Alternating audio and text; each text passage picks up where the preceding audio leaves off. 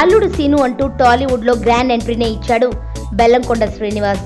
నిర్మాత బెల్లంకొండ సురేష్ గా అరంగేట్రం చేసిన తన యాక్టింగ్ లో ఈస్తో గుర్తింపు బాగానే సంపాదించుకున్నాడు. కానీ ఈ కుర్ర హీరో రెండో సినిమా స్పీడున్నోడు మాత్రం ఏ రకమైన స్పీడ్ చూపించకపోవడంతో తన స్పీడ్ తగ్గించుకుని స్టార్ డైరెక్టర్ బోయపాటి సినిమా చేసే వరకు ఆగాడు. మళ్ళీ గేర్ మార్చి స్పీడ్ పెంచి డిక్టేటర్ డైరెక్టర్ శ్రీవాస్తో కొత్త సినిమా కమిట్ అయ్యాడు బెల్లంకొండ శ్రీనివాస్. అయితే హీరోయిన్స్ విషయంలో ఇతడి టేస్ట్ ని సెలక్షన్ ని చూసి అందరికీ షాక్ కొట్టేస్తోంది.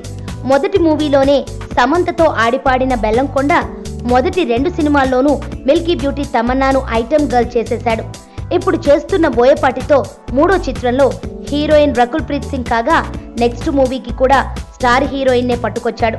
శ్రీవాస్ డైరెక్షన్ లో చేయనున్న సినిమాలో హీరోయిన్ గా చెన్నై సుందరి శృతి హాసన్ నటించనుందనే టాక్ వినిపిస్తోంది.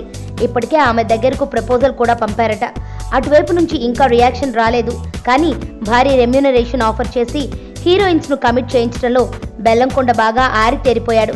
పైగా ఈ చిత్రాన్ని బెల్లంకొండ సురేష్ నిర్మించనుండడంతో శృతి సైన్ చేయడం దాదాపు లాంఛనమే అని టాక్.